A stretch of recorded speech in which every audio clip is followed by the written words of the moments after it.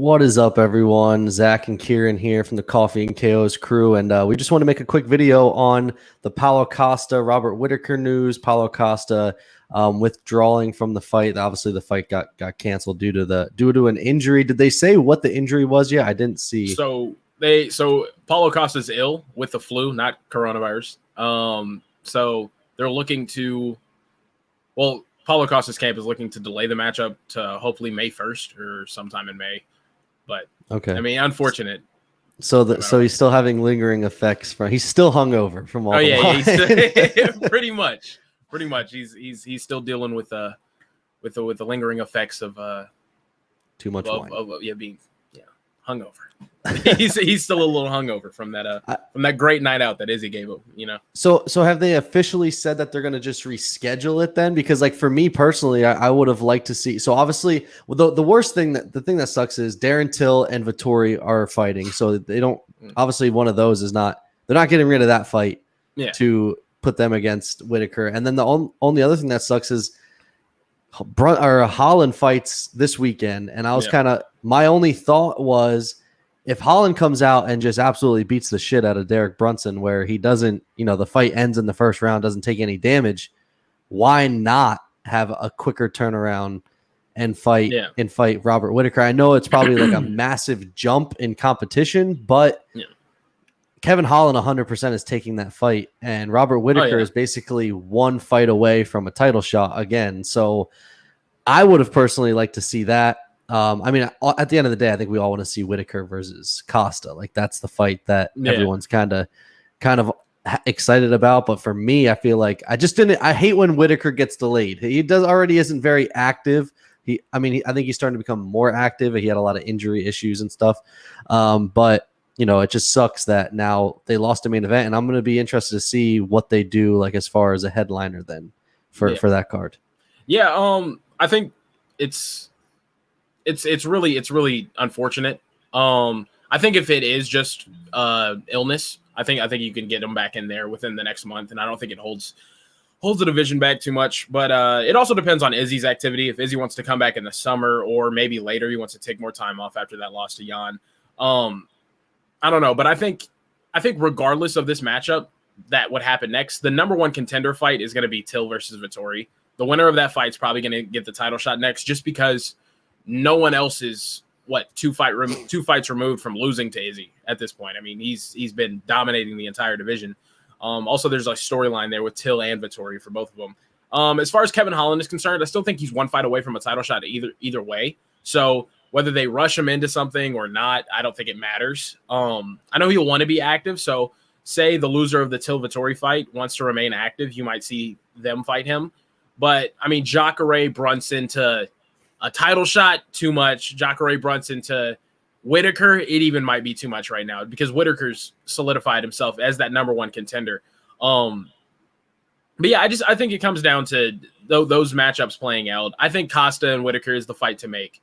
If there is another pullout, though, which happens a lot between the number one and number two guys in the division. I mean, it happened with Khabib and Tony a billion times. Every time you have the top two contenders in the division go up against each other, a pullout almost always happens. It's pretty unfortunate. But do you think like and it's not like Paulo Costa's scared, but do you just think like in ways like maybe he just knows he's not ready, so he's gonna, not that he's faking it, but he knows he's not ready, so he's like, okay, I can squeak out a couple more weeks of training and get myself in better shape. Yeah, every time Paulo Costa pulls out, it seems fishy. Yes. It always seems, I tore my bicep, bro. It's not, it's. That's what I mean with him. It's almost like there's cycling involved. I'm not like here to accuse anyone of something that they haven't pissed hot for, but I mean, come on, there's like a video of him getting an IV. He looks freaking juiced to the gills, but I don't know. Every time he pulls out, it's something weird, something strange. Either he just doesn't want to fight, or I don't know. I wouldn't say that he's not ready or prepared, but then again, that's a very realistic possibility. We're talking about a dude that cuts down from like 235 pounds whenever he gets in a fight camp. He's fucking huge.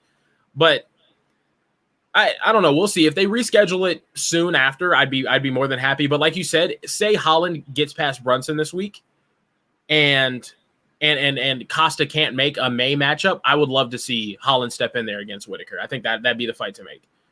Yeah, I think also your take is pretty interesting as far as you think Vettori Till is the number one contender fight, basically. So even if Whittaker was to get a win, you think that Till Vettori is going to end up getting the next title shot, which is interesting because I think most people are assuming that Robert Whittaker, Paulo Costa, winner of that, is going to run it back with Izzy right away. The problem is if Costa beats Whittaker, he'll be just one fight removed from losing that title matchup. I mean, and Izzy's an active guy. He's going to fight in the summer, so how much improvement have you done in 8 months? You know what I'm saying? It's that's a tough sell. Whittaker, I can understand. I can understand the Whittaker matchup, but at the same time, he's still 2 fights.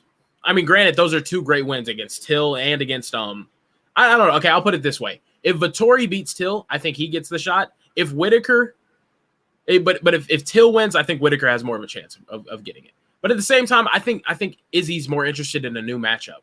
And Izzy really wants Till to do well because he really wants to fight him because of their style. The styles are similar. I think Izzy is just a much better Darren Till. They're the same exact counter striker, type fighter. So I mean, I think it's an interesting matchup, but we've already seen Darren Till get flatlined a few times. So I mean, obviously at a lower weight class too. So he has looked better, but I agree with you. I would like to see Whittaker against Till or Izzy again, only because I think that Whittaker, I'm not going to say he rushed himself back, but like the thing is that was like his first fight really back.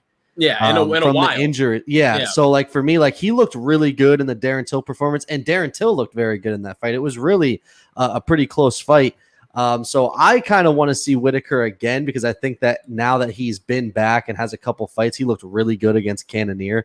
I would really like to see that run back again. But really, Till, Whittaker, and Vettori, I'm interested in all 3 of those because Vettori looked really good against Izzy the first time, and he's only gotten better. Like Vettori is kind of my dark horse in that division. I really think that he could possibly be a champ because he is so well-rounded. He's one of the only do everything. People, I think it's him and Kelvin Gastelum are the only 2 people to take rounds off of Izzy. Yeah. At 185. I mean, that's getting him about everything, But yeah, I don't. As far as Izzy versus Whittaker, I think it's more than deserved from Robert Whittaker's perspective. I mean, he was a champion that defended his belt and then also lost it after a long layoff and has done nothing but beat top contenders now. But I think the difficult part is Izzy wants something new.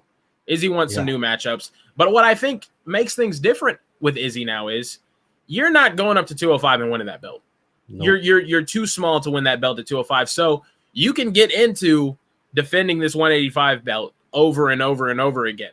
So some rematches are going to have to happen, especially if you're at this caliber of fighter that I believe he is. I think he's one of the pound for pound best at his weight class. I think at 205, he's just going up at 200 pounds was idiotic in my opinion. But I think it depends on Izzy's mindset. If Izzy wants someone new, I agree. I would love some new challengers in there. Just because, say, Vettori wins that fight, he's been on a tear, and you'd be holding him back from a title shot to give Whittaker another chance. But at the same time, I mean, Whittaker deserves one as well. I don't think there's any way to go wrong here, but Paulo Costa pulling out, it's hard. It's a hard sell for him to get back in the title picture, especially after this, Yeah. I'm kind of out on Paulo Costa. I think that he's got like absurd power, and I think that he's like one of those. He's intimidating. Like you look at like Yoel Romero towards the end wasn't the best, but he just intimidating. Like your whole mindset changes after you fight Yoel Romero, and it's like Paulo Costa kind of has that intimidating figure, but there's just something like you said fishy about every single time he can't fight, or it's just very odd. And you had the excuse with the wine, and now like literally like 2 weeks removed from that statement, now you're pulling out of your next fight. Got the flu. I mean, it's just very odd. He's in a very difficult position right now because I don't think he's in favor with the company. He needs to get that fight rescheduled as soon as possible. If this was like a 2-week delay thing, it messed up my camp because I have the flu and I can't cut weight. Cool, makes sense. But you need to get that fight rescheduled quickly. And if you can't get that fight rescheduled quickly, then Whittaker has to move on to the next best thing. I mean, if Izzy wants to take a layoff, you never know what Izzy's going to do. He could possibly fight the winner of Vettori versus Till, and that makes a clear-cut number one contender. But I think Izzy's going to want to be active. So I think either way, the winner of Vettori and Till is probably getting that next title shot. So yeah, and this is my last point on Izzy is I feel like there are some good matchups there, but if he let's say he faces Vettori, beats Vettori, he faces Till, beats Till, it's going to get to the point where you're playing UFC 4, the video game in my career mode, and you just constantly fight the same guys over and over and over again. And I think that's the only reason why I wish Izzy had success at 205, which I kind of feel like I knew he wasn't going to have it. I chose Jan that whole week. Yeah, there's only one guy. There's only one guy in that group that he hasn't beaten. There's only one guy in the realm of contenders at 185 pounds that he hasn't already defeated. And outside of those four, who's going to beat Izzy? No one else is really competitive in that elite space. I mean, maybe Jared Cannonier can rebound and come back because I think stylistically he'd be a difficult matchup for anyone other than maybe Robert Whittaker. Robert Whittaker kind of figured him out in that fight.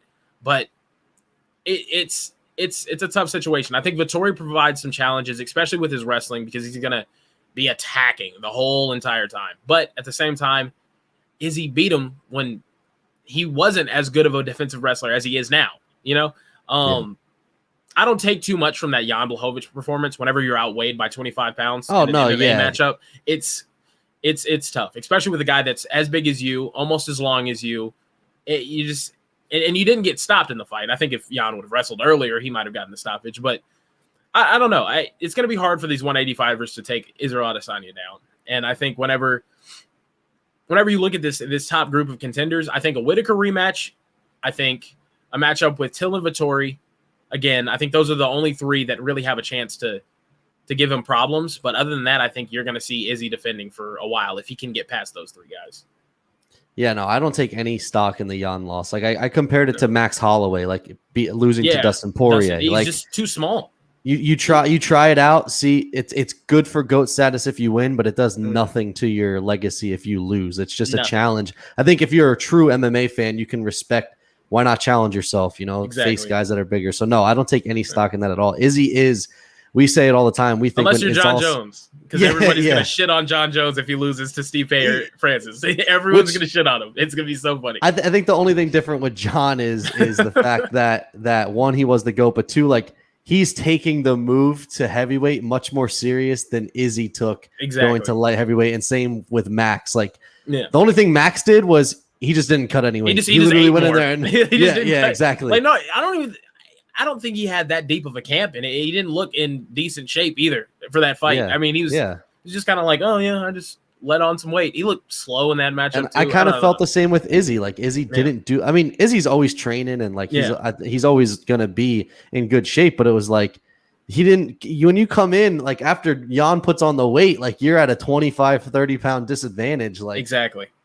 That's where John Jones is not going to be at a significant weight disadvantage. He's going to come. He's taking the transition much more serious. Up. Yeah, exactly. Yes. Exactly. He's transitioning his body to a different weight class. And I think Izzy coming back down, it just depends on what he wants to do, to be honest. It's very rare that you see champions call all the shots, but at 185, I mean, you have the liberty to. I think Paulo Costa, for his career, he needs to get back in there as quick as possible. And I mean, if he goes in there and beats Whittaker, I think everybody's going to be like, "Oh shit, okay, he's improved in some capacity." So I think that's the fight to make for him. I think he should be desperate to get back in there and get that matchup rebooked, because if not, who do you face after that? Kelvin Gastelum, maybe. It's pretty murky for you. It's one of those where if Costa beats Whittaker, automatic title shot again. It's one of those if he fights back anyone. In the picture. Yeah. Yes. If he fights anyone else outside of Whittaker, it's not gonna. I feel like he needs to win another one after that. Exactly. It's not gonna insert his name right back into contention. Exactly. If you beat Whittaker, you're right back in the title conversation. I don't think you get a shot immediately, but I think you can get a shot. You can wait. You can wait for a shot. It's one of those, anything could happen. Dana White could just be like, we're going to make this fight, and it would make sense. You'd say, you'd be the replacement. You'd be the replacement for, you're weighing in like Glover Teixeira did for the 205, and everyone's that must freaking suck, especially if you don't get compensated for Michael it. Didn't Michael Chandler go all the way across the world just to weigh in? Yeah. He got a free vacation to Abu Dhabi. That was I mean, hey, I'd take it though. You just got to make weight. You can just enjoy Abu Dhabi, the fight island. I wonder if they get any sort of payment for that, like even a little bit of compensation. Yeah, you definitely do. You definitely do. I'm sure you do. You may like they have to. Yeah, you'd have to. But all right, well, that's our take on Paulo Costa and kind of the whole division there, and kind of a good outlook. So that's going to do it for this one, and we'll see you next time.